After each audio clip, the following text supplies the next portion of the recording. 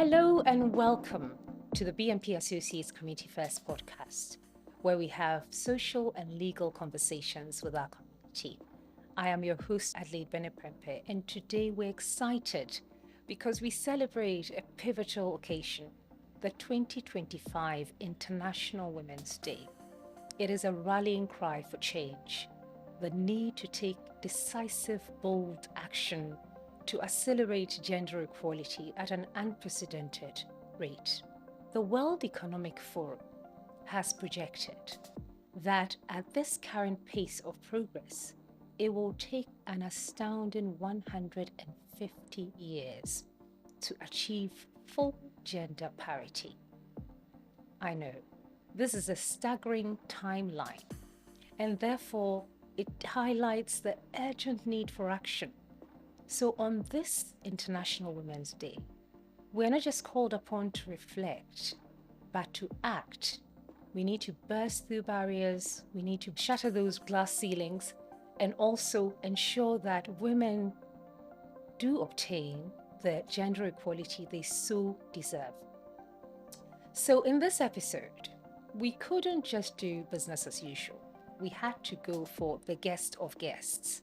So we do have to speak with us, the extraordinary guest in the person of Engineer Professor Elsie Kauffman. Does the name ring a bell? Well, I wouldn't even attempt to go through her CV because we could be here all day, and indeed the letters at the back of her name, but I'll drop a few hints so that hopefully you know who I'm talking about. She has a number of firsts to her name, and I'll pick out my favorites. She is the first female to head the Department of Physics at the University of Ghana. She's the first to head the Department of Biomedical Engineering, a department that she helped to establish. She is currently the Dean of the School of Engineering Sciences at the University of Ghana. And the icing on the cake is that she graces our TV sets regularly with a very riveting quiz as the quiz mistress herself, the National Science and Maths Quiz. She has inspired many children, both girls and boys, to explore science and maths, and she has a way of making complex issues sound attractive.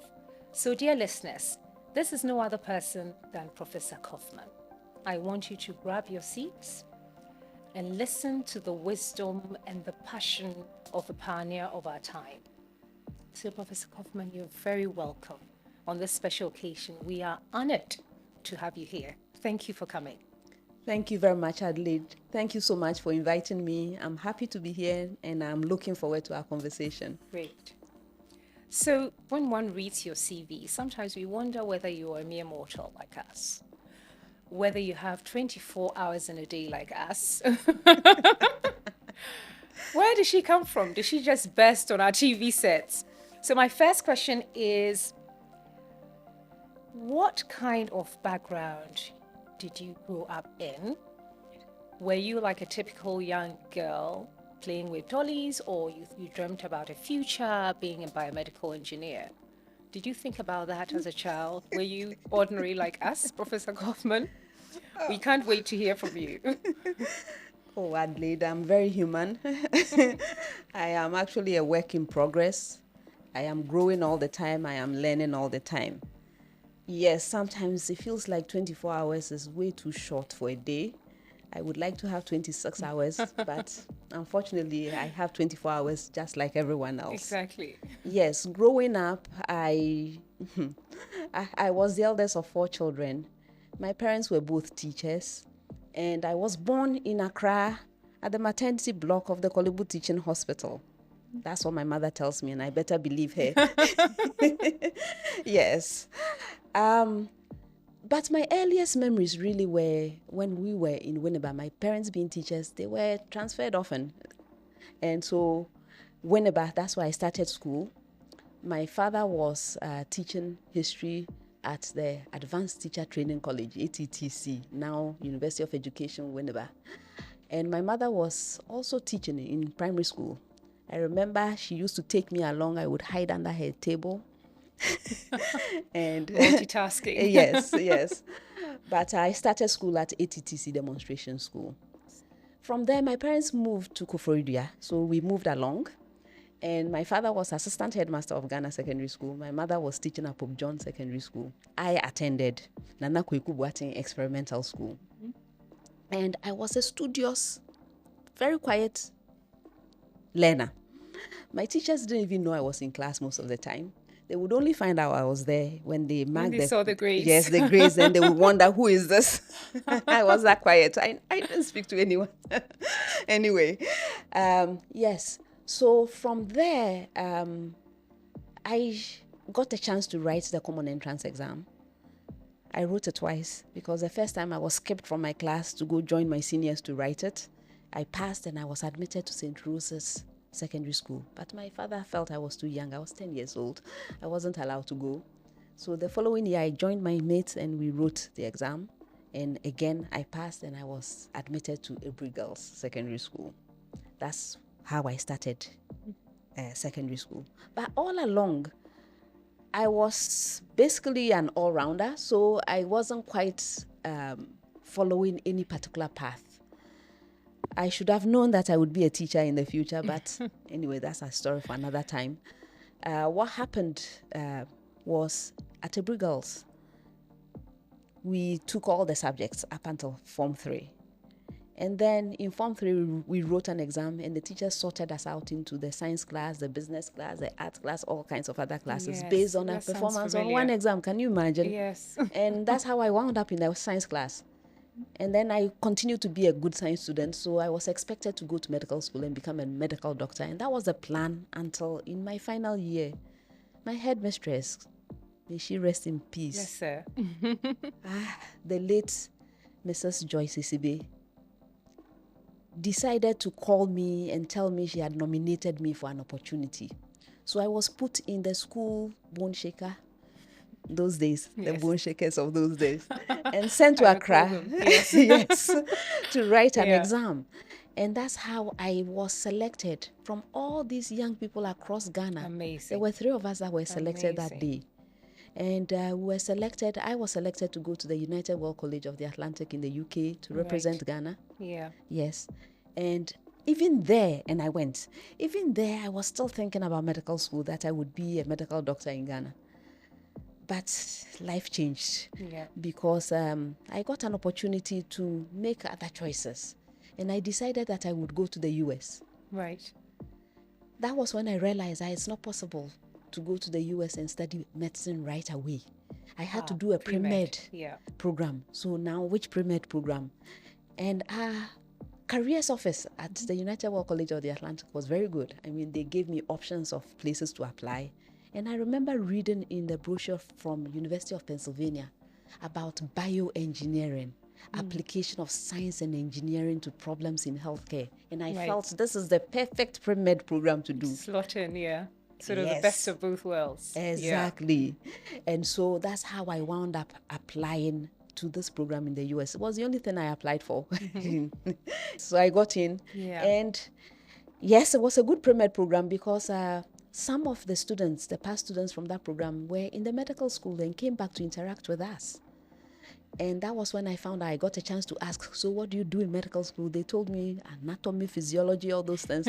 And at the time, we were first-year students. We had already been challenged as engineering students to think of problems 100 years from that time and come up with solutions as engineers of the future. Exactly. I was enjoying that course so much that you never look back. Yes, the description of anatomy, physiology did not excite me. And so I decided I would stay in the bioengineering decision was class. Made then, Yes. So that's how I decided to do bioengineering. I didn't know about it. I had never thought about it growing up. Nothing at all. But that's how I wound up deciding to do it. You know, there's so many... That narrative there is riddled with lessons. And I hope the young women are taking notes, because I think sometimes it's just important to keep your head down and do your work and make sure you're doing it right, because you never know who's watching or observing. I mean, look at how your path just took different corners and you ended up in Pennsylvania. Whereas, the plan was go to University of Ghana. Well, you ended up University of Ghana, but look at where you have been. Exactly. So just keep your head down, get the work done, and then doors will open. Doors will open Exactly. when you least expect. Yes, I tell my mentees, it is what you do with one opportunity that opens the Exactly. door to the Yeah. next bigger opportunity. Yeah. Yes, and my life that's- is full of that. It is. It is. And, it's good to dwell on the positives and surround yourself with positive people as well. Yes. Because obviously you going to the UK, you ended up meeting people from the States, and this was good company, and one thing led to another. Yes. So fantastic, inspiring as well. So, judging from the letters at the back of your name, I know that you went on to conquer the world before you came back here. And indeed, it is fair to say that you've led an illustrious career. And listening to you say that you're work in progress, I'm like, oh my gosh. I think you have arrived. But, if you say work in progress, we'll go with that, Professor Kaufmann, for now. And looking at the list of achievements, I wanted to know what stands out for you as the most significant achievement. And before I ask you that, if I may, I want to go through my selected achievements here, just to remind you of your achievements. So, first Ghanaian female to be appointed full-time to the Department of Physics at the University of Ghana. First head of the Department of Biomedical Engineering at the University of Ghana. You served 2006 to 2012. There was a break. You came back 2014, 2016. Is it fair to say that you embrace hard work, Professor Kaufman? Because this head, I can imagine, was hard work, okay? Then first female recipient of the National Society of Black Engineers Golden Torch Award for International Academy Leadership. Awesome. First African female honored on the Penn Engineering Wall of Fame. Dear listeners, are you with me? Engineering Wall of Fame 2024 at the University of Pennsylvania. Fellow of the International Women's Forum Leadership Foundation, Impact Africa Summit Laureate for Education in Ghana, University of Ghana's Best Teacher Award for the Sciences, established the Elsie Kauffman Foundation, which aims to close the existing gap in STEM education in Ghana, immediate past president of the Ghana Society of Biomedical Engineers, Legacy and Guardian State Award 2024. Oh, and she's a mother of 3 children, just in case I did not mention that. So this is my little list here. It may well be that your greatest achievement is not here, but that's absolutely fine. What is it? Please tell us. I have to take a composite of all of these things. If you look at these achievements you are listing, basically they all sum up to my wish to give back, my wish to make a difference in education in Ghana. So that's what it is. Okay. So all these activities It's difficult to pinpoint. There's a running theme. Is that what it is? Yes. There's a running theme. I must is admit, purposeful. yes. Yeah. If you look at the things I've been doing, they are all in the direction of science, Yeah. technology, engineering, mathematics, STEM, and they are all about education, mostly about younger people. Yeah.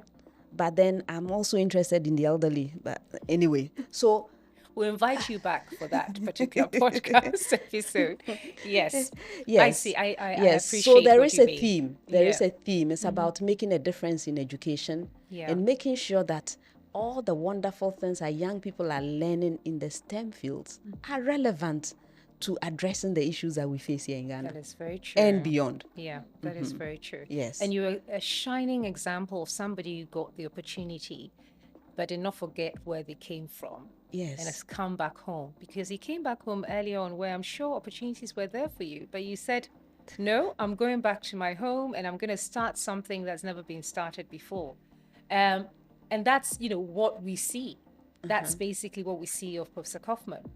But I am sure that there were challenges along the way, and I want you to give us a sense of the type of challenges you face, because most people, in this current climate, most people focus on the negatives and say, oh, I'm a woman, I'm a this, but clearly you have jumped a few hoops. So it'll be good to hear what sort of challenges you faced and how you overcame them. All right. Well, first of all, before I start with the challenges, I decided to come back to Ghana because I left Ghana on a promise when I was given the opportunity to go on scholarship to the UK. I remember the panel that selected us telling us, there were 3 of us, but I went to the UK. And what they said was, go out there, learn as much as possible, come back and make a difference. Amazing. Yes, Yeah. so I left Ghana on a province, and I promised to do that. So I always knew I would come back. I had to do it because Not I had many promised. people would have come back, but yes, Yes. you honored your promise. I did. We're grateful for that. And it's because of the upbringing I got. My father was a Exactly. man he was a very principled man. If you made a promise, you would keep it. Yeah. And yes, when I was at the University of Pennsylvania studying bioengineering, I remember one of those phone calls. Those days, you had to make a landline call. And my father was on the line asking, so what did you say you are studying again? And I told him, Daddy, I'm studying bioengineering. He said, what's that? Do you know we don't have it in Ghana? And that actually is what set me on that purposeful path, because then I knew what it was I had to come back and make, the difference I was going to come and make. Exactly. That's what helped me to decide I would go as far as possible, because if I came back to Ghana with a first degree in bioengineering, who would listen to me? Yes, this is true. So Yeah. all of these things, they form part of a very coherent story. Yeah. Yes, of purpose. Yeah. Yeah. All right, now challenges are a part of life. Everywhere you look, you will find challenges. If you are looking for challenges, you will not struggle to find them. And my life has been basically full of challenges as well. But usually I choose to learn from the challenges to make it easier for me to deal with the next challenge, because it gives me the confidence that I've been able to overcome some challenges. I can Then go you on can and move on. You're Exactly. energized to move on. I have had all kinds of challenges. I have had, okay, let's start different stages of life. Maybe I'll give several examples. Yeah, sure. Health challenges, even at Ebri Girls Secondary School, where I went to secondary school. When we were getting ready for the O-levels, I was ill. I had chicken pox. While my classmates were off studying, I was lying in the sick bay trying to get better. I did not take awful illness. Yes. I've had it before, so I can't imagine. So you appreciate it. You can't do anything. No. Nothing. There's no point. Yeah. Yes. So I did not take mock exams. Nobody knew what performance I was going to put up, including myself. Exactly. You hadn't had the test run like everybody else. Exactly. Yeah. But I was determined when I was well enough to write the O-levels. I put in my best, and I wound up with very good results. It was a similar thing even at the United World College of the Atlantic. I was in hospital for a month. Hospitalized for a month before the International Baccalaureate. Wow. Once again, I decided when I got better that I had to work hard and do well, and I did well. I did well enough to get into University of Pennsylvania. Exactly. And that's a very good university. Yes. When I got to the University of Pennsylvania, we were told, I remember orientation, we were told, look to your left, look to your right. By the time it's time to graduate, only one of you will be left. Oh boy. It actually turned out, yes, because I remember that orientation class, there were well over 60 of us. Right. At the end of the day, my graduating class, there were 28 of us left. Unbelievable. So you can imagine the challenges. And I remember they told us, okay, you can do whatever you want, take any combination of courses, just make sure you finish up with the core courses. And, being as ambitious as I was, I decided I would combine the bioengineering with chemical engineering. I'm not surprised at all. That was not a wise decision. You were there to take over the world, so you had to do it. Yeah. Yes. Assignments, readings. Oh my goodness. Oh my goodness. I could not handle it. Yeah. I had to go crying to drop the chemical engineering. Okay, so you see challenge. This is an academic challenge.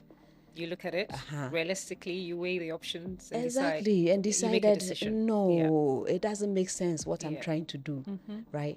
So I learned that I was human. I learned humanity from that, from that experience. For sure. Yes. Yeah. And so I decided I would drop it.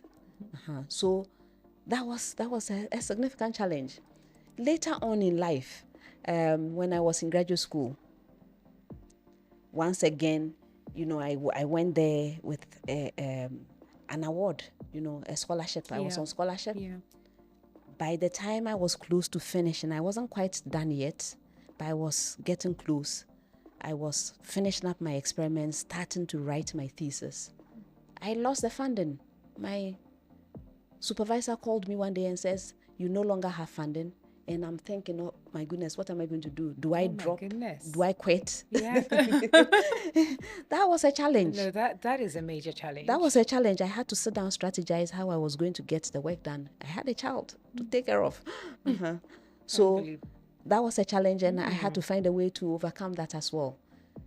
I came to University of Ghana as a young lecturer, and I was doing everything.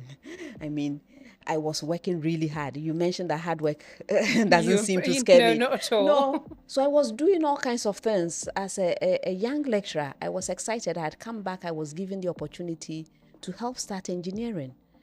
And, we didn't have my discipline, bioengineering, biomedical engineering. We didn't have it in And Ghana. you're the only woman I was around as well. Exactly. Yes. And the department started with 2 of us. So you can imagine the teaching load. It got to a point I was teaching about 6 courses, me alone. How big was your class? It was a class of 8 students, the pioneering class. Ah, okay. 8 of them. Yes. 7 males, 1 female. Yes, that's how we started. And by the way, our biomedical engineering program is the first undergraduate program probably on the continent. Yeah. Well done. So I was determined to let it make it live work. and survive. Yeah. That I was willing to do anything, work hard, day, night, it didn't matter. And I was working so hard. But then, you have to understand academia. If you just teach, you would never make progress. You need to write. You have to, yes, you have to do research. You have Yeah. to publish. Yeah. You have to continue doing the service Exactly. in order to be able to make progress. Yeah. In fact, if I had continued on the path I was without doing the research, I would not be even eligible for the position I occupied now as dean. Yes. Yes. So by 2011, I was really stuck. You've been there, you've been working I since was working hard, you and arrived yet in 2003, was it? 2001, I arrived in 2001. Ghana. Okay. So you've been working, I had been flat working. out, no complaints, just keep your head down, get the work done. Yes. Yeah. Yes, that's That what was I the was doing. attitude, yeah. But I was not getting, You're not moving forward. I wasn't moving.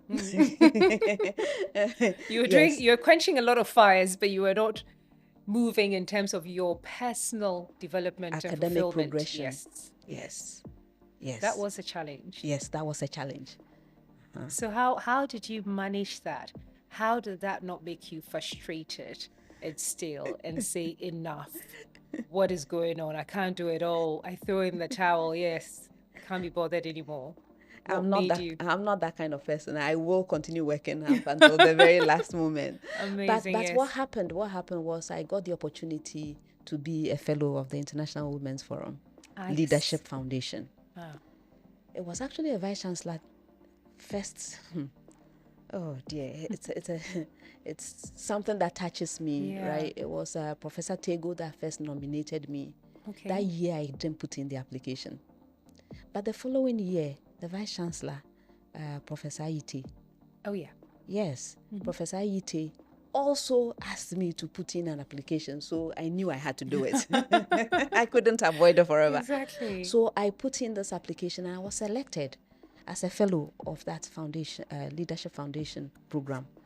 And it was at that place that I learned things I should have known but didn't know, So we had the opportunity to interact with high-profile women who had succeeded in their careers and were doing amazing things around the world. And what they mentioned was, okay, this is what women tend to do. They will keep their head down. They will work so hard. They will not come up for air. No. They will not see the big picture. Yes. And they will be stuck doing that. Whilst The their world, male counterparts will be doing the, FaceTime and doing the high level stuff. Exactly, exactly. It's typical. And Yeah. I realized that was me. You were sitting there thinking, do you know me? Exactly. Yeah. And so this program was life-changing for me because it made me sit up to Yeah. reflect on my life and to strategize on how to make progress. Very important. So when I came back in And to work 2011, smart. yes, Yeah. in 2011, I actually put in for sabbatical. I had been working non-stop with no leave, nothing. No. Yeah. So I took a sabbatical, and that was how I jump-started my writing, my research. Yeah. You know, when you start a new program with students that are in first year, undergraduate first year, and you spend all your time teaching, you are not going to be publishing anything. No. That's By the time. by the time Yeah. they hit the final year, when they are doing the student projects, but these are undergraduate projects. Exactly. It's not at the level where. So it Yeah. really had to take some thinking. And at the time, my children were also young. I couldn't just get up. Unlike some male colleagues, they go on This is sabbatical, it. they are out of the country for Yeah. I could only go for a month or two at a time. And this is where I need to say a huge thank you to my mother. My mother would All we leave. do without mother saying. Yes.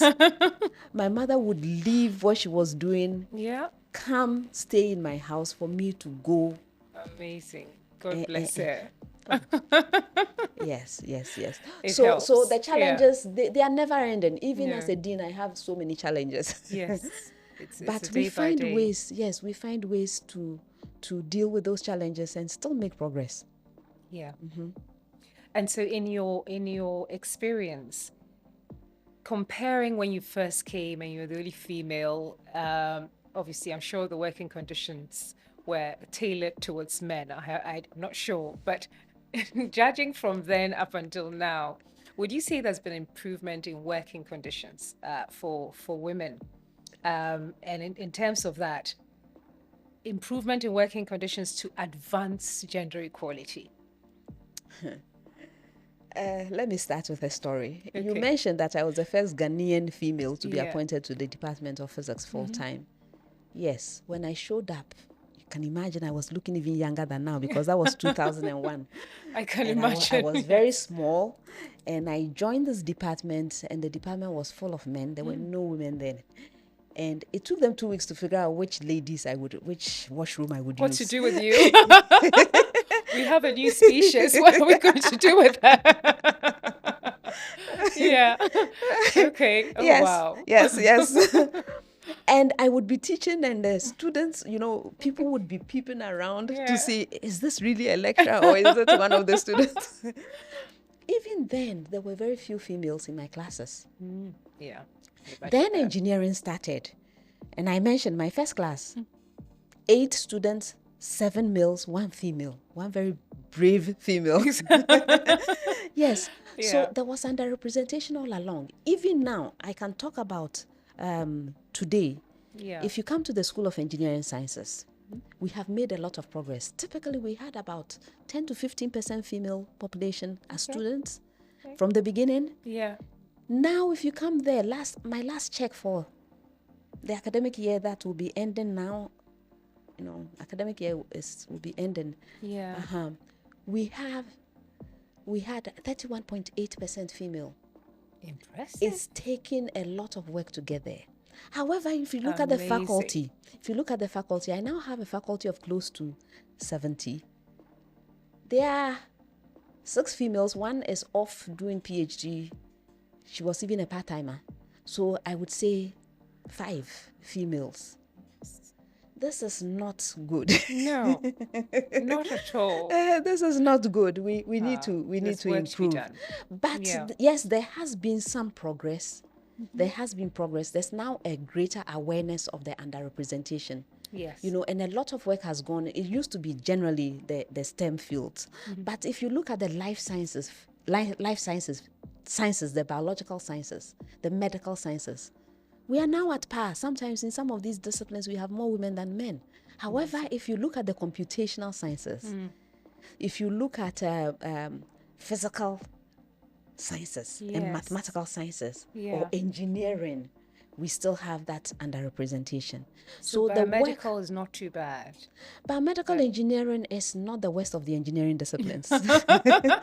If you take engineering as a whole, Exactly, yeah. it's not good. But if you take biomedical engineering in particular, In particular, yes. it is one of the better ones. My Yeah. biomedical engineering third year class last year had a 50-50 breakdown. But then all of engineering is what I mentioned is Yes. 31.8%. You see. Maybe So that's got something to do with you, Professor Kaufmann. Maybe yeah. you're a role model without realizing. No, I actually Yeah. am actively going out there talking Ah. to young ladies Oh, and that's encouraging wonderful. those who have interest in engineering to Yeah. pursue their passion. Amazing. Because it's Yeah. possible for them to do it. Definitely. I use myself as the example. I Yeah. told you I'm very human. A very good example too. And so, yes, the young Yeah. ladies are showing interest Yeah. in also Do you pursuing find, engineering. actually, sorry, this is just something that popped into my head as it does. Do you find that you meet students that have competed in the National Science and Maths quiz? Do you find that they make it to the university, to your department? Yes. Oh, that's amazing, isn't it? Yes. So it's not just the Department of Biomedical Engineering. Yeah. Now as dean, I have 5 departments. Exactly, yes. And But they all find their way they there. find their way to engineering school. The The contestants. contestants love engineering. Of course. They 'cause it's love science and medical maths. school. Yeah. And they are around the world, especially in North America, Yes. where they are studying engineering, many of Fantastic, them out there brilliant and making a schools. huge difference there. But I Amazing. have many of them also in my school and in other science programs at the University of Ghana. Well, that's Yes. that's excellent. I mean, Yes. that must be so fulfilling for It you. it is. When you find out what their early beginnings and that It you were is. part of that. So It is. that's really good. Yeah, recently, our last graduation, which was a couple of weeks ago, our valedictorian was a contestant from the Upper West region. He came to University of Ghana as a contestant on the Science and Math quiz, and he decided that he would try to come to University of Ghana, which he did. He didn't think about engineering at first, but he was admitted to computer engineering. He graduated with a grade point of 3.97. Oh, unbelievable. They are doing mean, amazingly well. That is impact. That is Yes. impact. And I think that should give you a lot of fulfillment. It does. I'm going to ask you a very general question. Okay. But I have the floor, so I'm allowed to ask you. Yes, you But have. I think that because this is International Women's Day and because we're trying to meet or target the young and up and coming women, I think it would be nice to hear from you what your key lessons are generally in life. What would you say are the key lessons that you have learned in the course of your career? Well, I'll have to say learning, just learning how to learn. It's extremely important because the world will keep changing, and especially if you choose a discipline like mine, Yeah. every day somebody is discovering something new. And so if you decide to be happy with what you already know, you'll be obsolete in no time. Yeah. So learning, continued learning is extremely important. That's the first thing. And the thing is, you can learn from everywhere and from everyone. You don't need to look up to somebody who has made it to a certain level Exactly. before you can learn. I am still learning. Yeah. You know, you can learn from the The youngest, youngest. And or from the oldest. That is true. You can Fresh learn. perspectives Yes. come from everywhere. Yes. Yeah. So there are opportunities to learn everywhere, and we need to take advantage of those opportunities. Just be a good human person. That's another lesson. And work hard. Work hard. It is what you do with one opportunity. I've mentioned this already. That is true. That opens the door to the next big opportunity. Yeah. And so, whatever you find doing, make sure you are putting in your very best. I like that very much. And I make a positive that. impact wherever you go. I think impact is key. Impact is absolutely key. So learning how to learn and make sure that what you're doing, you do it right. So I know that you are the sort of ambassador for STEM. When we think about women in STEM, we think about Professor Kaufman. So you must be doing something right. And I wondered whether we could have some kind of insight into the initiatives that you have purposely put up to promote STEM, women in STEM in particular? Yes. As I mentioned earlier, I use myself as an example. Wherever I go, I am the case study. So if from my Yeah. beginnings, which I have shared with you, Yeah. I am able to get to where I am today, then the young people also have hope, right? The young ladies out there, those who have interest, Yeah. they have hope. They can also do this. In fact, I tell my mentees they have to be better than me, otherwise I have not succeeded. Okay, so I am doing a whole lot of mentoring. I will speak to any young lady, Yeah. any girl, from any level. Yeah. So I have been known to even go to nursery schools. If they call me and invite me, You'll be there. I'll go, because the interest starts early. Yeah. By it's the true. time they hit university, it's probably too It's late. done. Yeah. So I start with all kinds of outreach activities that I do, personal activities, some with my school. We have a very strong outreach program at the School of Engineering Sciences. We are inviting people. I am inviting people from underrepresented communities. I myself, I go to those communities. That's good. To Yeah. try and make sure that we have a pipeline of people that can Coming through. that can be problem solvers of the future. We need the young ladies to be part of this. Yeah. Okay. I also am interested in getting young ladies into engineering at university level. Right. Okay. So even as in my role as a quiz mistress, I see the bright young ladies. I talk to them. I tell them about the opportunities that they have available. Yeah. If they were to decide to pursue the STEM fields, right? Yeah. I tell them the importance of doing this, because we need all hands on deck, not just male hands. Exactly. All hands on deck to solve Exactly. our complex problems. To Yes. bring each other up. We need to Exactly. balance it out. Yeah. Exactly. So I am talking, I'm doing a whole lot of talking.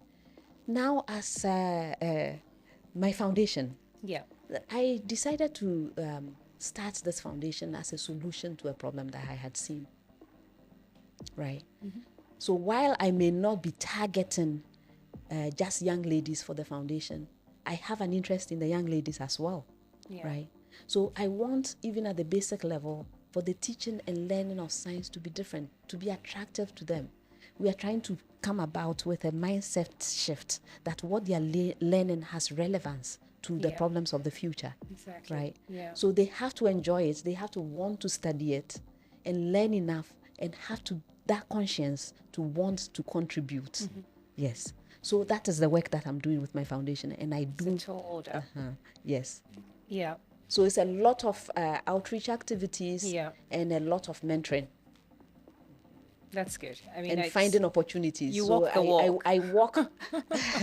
you walk the walk. You don't just talk about it. You're Yes. actually acting. Yes, I walk around looking for opportunity to partner, and I don't do this alone. I have not done any of my activities alone. Yes. So if you hear about the Black women in engineering coming to my school to do a whole series of workshops for the engineering students around Ghana, Yeah. it's because I like partnership to be able to do Exactly. some of these activities. Yes.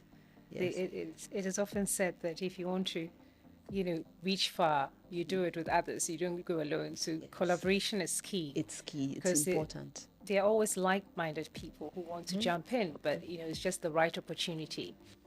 So I imagine that when you were young, up and coming, you had some mentors, male or female. Is that right? Oh, certainly. Even now, I still have mentors.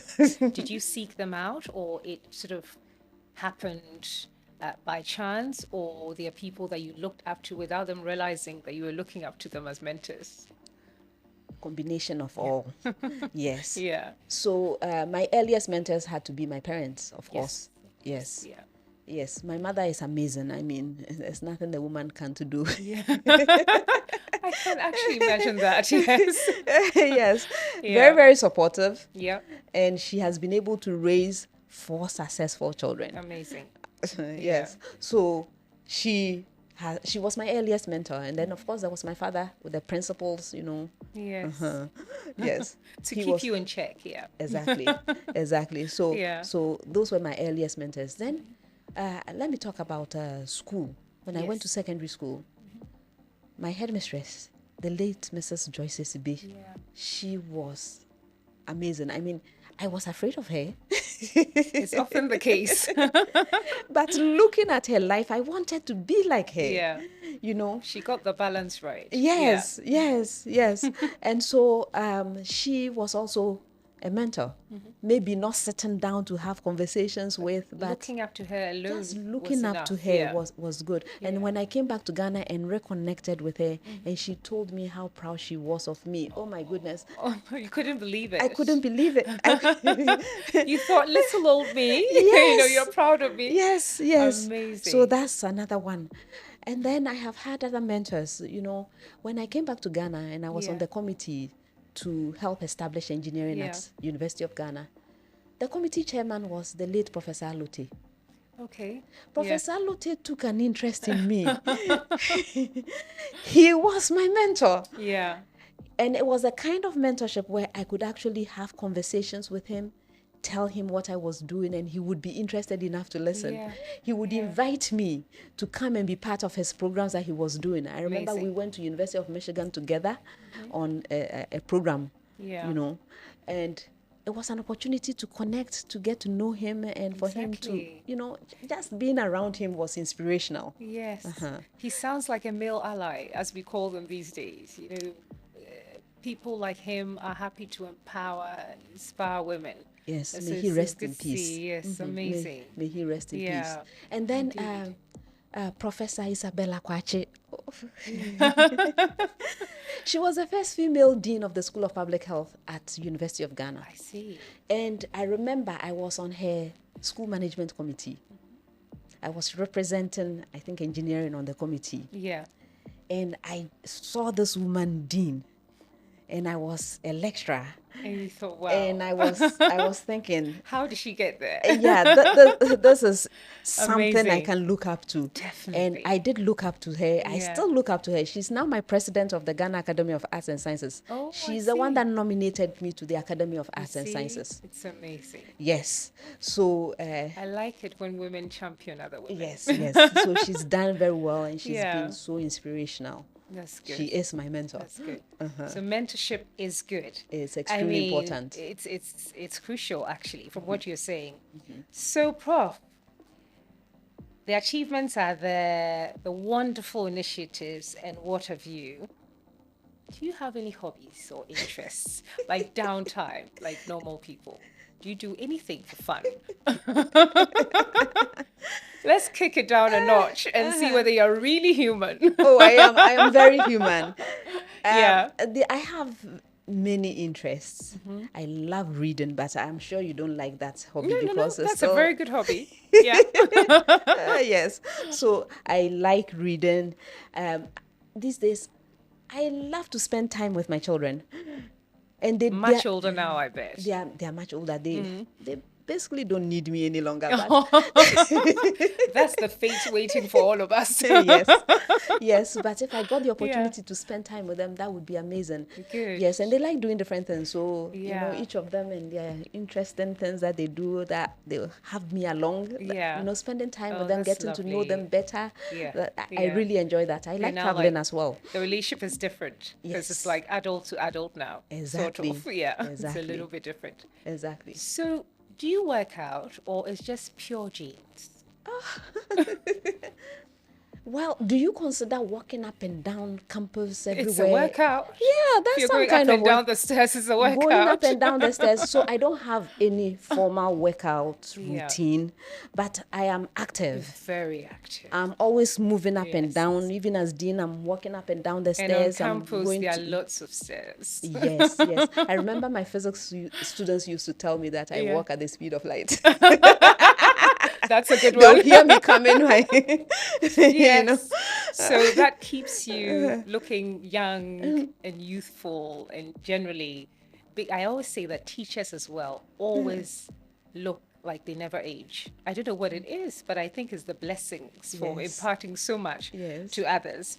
So those of you listening, if you don't work out, nothing at all, go to University of Ghana campus, walk up and down the stairs, and you look like Professor Kaufmann. So that's something to take note of.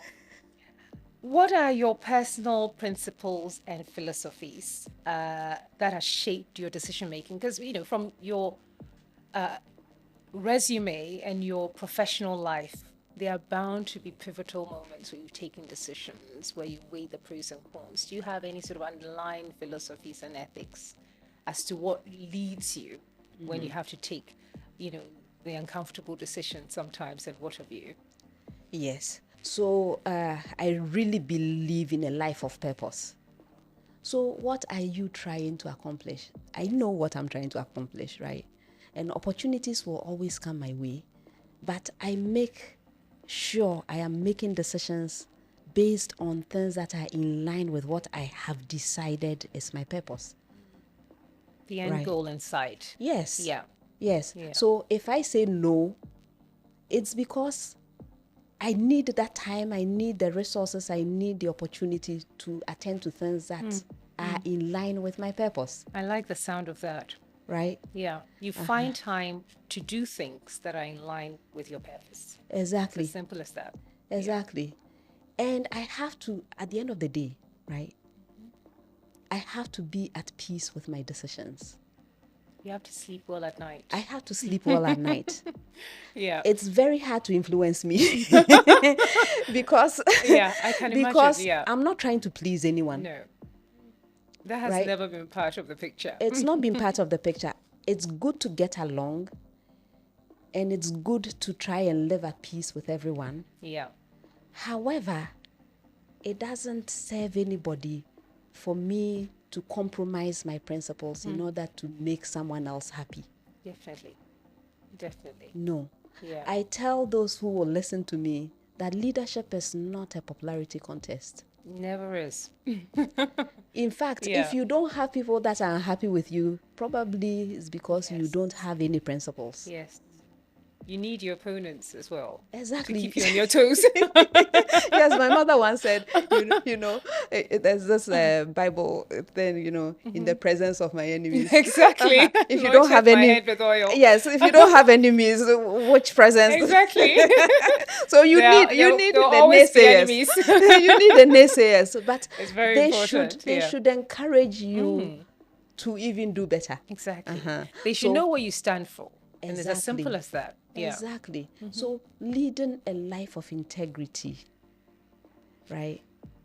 Very necessary in our Yes. parts in this Yes. current climate. Yeah. Yes. Yeah. Yes. I Yes. think you hit the nail right on the head. It's Professor. not about being nice to everybody. In No. fact, niceness is not the same as kindness. You That is see? true. That is true. So There's more substance in Exactly. kindness. Niceness is just superficial, Yes. quite frankly. and I don't like wastefulness. I don't like wastefulness. Whether it's your talent, your potential, or physical and material things. Or food. Do you eat? I do. Okay, good. I was just checking. When you said wastefulness. But if I could eat once a year and be done with eating, I'll be okay. That's a bit much. I thought you Yes. were going to say once a week, but once a year, you're on your own, Professor. I don't think I can follow. Yes. I So I don't see. like a life of wastefulness. So if Yeah. somebody has potential, if I see some of my young mentees, my students, and I see the potential, and Yes. I it bothers me to Yeah. see Yeah. potential being. Yes, it's frustrating, I'm sure, when you yes. can see but they don't see it, and they are being led astray, as normally the case. Yes.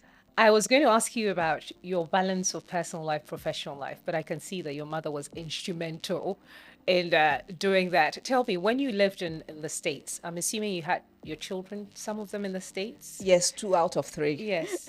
Did your mother graciously come and help you in the early tricky stages? Yes, actually. Because living abroad is not a walk in the park with, childcare. So You are right. You are right. But you see, the thing is, I struck a bargain with my mother. good. My mother wanted to have grandchildren. And she was, subtle things and some not so subtle. When And will you you being the get married? first, yeah, The eldest, yeah. when will you get married? And now when will you have children? And I said, okay, mommy, you see the life I'm living. I'm a graduate student.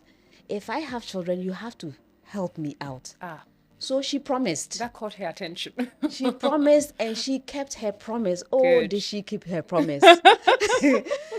My first daughter, she came to the US. She was in the, in the hospital when I had her. She was actually in the room with me. Wow. Yes. So that was the first one. The She second, outdid herself. yes, and she stayed for 6 months. Okay. Yes. Yeah. The second She one, was serious about grandchildren. yes, she Yeah. was. The second one, she was back in the US. This time she didn't stay as long, and she Because came you're a bit after. experienced. Yeah. No, I didn't feel that experience. I still needed help. I know. She came And afterwards. she came after she was born. She came a week Okay. after the baby Yeah. was born, and Yeah. then she stayed for a little while. And I didn't know what to do with babies, to be honest. My Yes. first one, I was a disaster. I had read all the books, but No, having no. the baby The reading of the physically, books doesn't quite cut it. it's not the same thing It's at called all. a baptism of fire when they arrive. Yes. And so I am so grateful that your she mother, actually kept her yes. side of the bargain. Good. So that helped you carry on and having the support. Having a support network is incredible, Yes. especially for women. Yes. Because, the role that men play, especially those early teething stages, it's very different. And if you want to go on, you don't have a support network you can rely on, it can be very It can difficult. be very, very It can difficult. be very difficult. It can be So very, very support network difficult. is key. Now we come to the reason why we are here. And we're going to pick your brains today about our important theme of accelerating action. What are your thoughts on that theme? I love the theme because you gave the statistic, right? If we don't do anything, we continue business as usual, Yes. it's going to take 150 years. Beggars belief. Beggars belief. So Yeah. we need to accelerate action.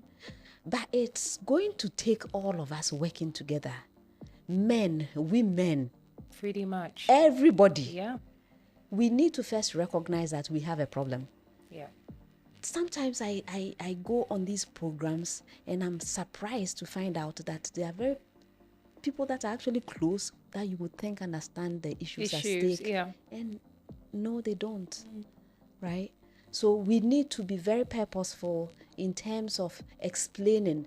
If it's statistics we have to show, let's do it. Yeah.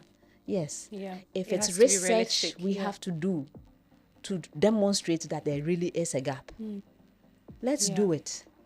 It is when we confront the reality that we are now equipped to start thinking about what to do to That is accelerate the action. Yeah. Yes. So I believe in bringing to bear the challenges that we have, if any. Yes. And I know we have challenges. We do. So that's the first step. Then we need to form partnerships. A lot of the time, many of us are working, but we are working in silos, Yeah. right? So something that we could be doing together, somebody takes a small part of Yeah, it, little is corner. doing that's something. Patches everywhere. Yes. Not coherent. Yeah. But if we come together, you can imagine the synergy that we will have. Even something like this interaction we are having. Yeah. By broadcasting and showcasing what is out there, Yeah. it is possible to make more impact Definitely. than me just We can't stay silent. Yeah. talking alone, right? This is true. Yeah. So we need to start forming those important partnerships, collaborating more, and then tracking our progress. Yes. We have to track our That's progress. important. That's Yes. very important. Yes. Because that's what energizes, encourages others to jump in the bandwagon and help out. Because they can see the statistics. I mean, when you hear the statistics, it's very shocking. You suddenly think, oh, gosh, this is like several lifetimes away. And you're right about the men, because it's got to be a mainstream agenda. It Yes. can't be women meeting and doing our own thing. The men have to be part of it and realize how important this is. And the comment you make about sometimes people, you assume that certain people know about it, they understand it, but you suddenly go close and personal, you realize, hang on a minute, you're completely on a different terrain. Exactly. And I find that sometimes with men, when it hits their sister or their wife, it brings the point closer to home. If Exactly. a man goes to work and maybe the daughter is facing all sorts of issues at work, suddenly, oh, my daughter is having a hard time. That's the point. So we all have a role to play. It can't be do. just women doing it. And awareness creation is key. And I like the bit about, keeping tabs on our progress. Yes. What are the figures? Where are we now? Yes. And I must say that you're doing incredible Thank you. for young women in STEM. The fact that you are not satisfied with just sitting and being, a teacher and a lecturer and a dean, but you're doing things. You're creating awareness through your initiatives, your foundation. It's absolutely key. So I have to say thank you on behalf of young women coming up, because when I was growing up, professors didn't look like you. I can tell you that. They didn't. So just winding up, there's so much to take away from this, but I like to see or picture that there are some young women in our community who are sitting there as I instructed them to grab a seat at the beginning, and we're coming to the end, and they want, the final hurrah from Professor Kaufmann, and they want to know what message you want to give them as girls and women in STEM, or as young women up and coming, thinking, is it possible? I have a big dream and I'm too scared to whisper it to my pillow. Am I allowed to dream this big? What sort of message will you give them on this special occasion of International Women's Day? What I would like to say to such young ladies is that no dream is too big. No dream is too big. If you have interest and a passion in the science subjects, STEM, you are in the right place. You belong there. Don't allow anyone to discourage you. It is possible for you to do what you are thinking about. Think about it this way. The world is getting more and more complex. The problems are getting more and more complex. Somebody has to solve these problems, right? That is true. If we allow one group of people to attempt the problems, the solution may not favor you. So what you need to do is to think of yourself as somebody who is putting yourself forward to help solve the complex problems of the future so that we can all benefit. It's going to take everybody, not just the men, both men and women. Now, why will you be invited to be part of this big problem-solving adventure? It's because you will have the skills and the knowledge that is necessary for you to be able to do it. So this is why I need you, young lady, if you are listening, you need to work hard now. You need to invest in yourself. You need to study. You need to build credibility for yourself so that when the decisions are being made, you are called to participate. Your presence for the solving of the problems of the future is essential. Don't sit back and allow others to do it. We all need to be present. So let's work together. No dream is too big. You can do it. That's my message to the young ladies. Thank you so much, Professor Kaufmann. This was a special occasion, the theme being to accelerate action. Beyond Professor Kaufmann's remarkable journey and all the triumphs and challenges that she has shared openly with us, I want you to look deep to yourself and decide how you're going to accelerate gender equality. It may well be through mentorship, advocacy, or indeed just creating awareness. But we have work to do. So let's just take charge. This is a rallying cry to break barriers and forge a beautiful future for all of us. This has been the Community First podcast, a BPA podcast, where we have legal, we have social conversations with our community. I've been your host, Adelaide Benneh Prempeh, and today we've had an amazing guest in the person of Engineer Professor Elsie Kauffman. Thank you so much for joining us. This has been amazing, and it's been a delight to have you. Thank you very much. Thank you. Thank you. Have a good day.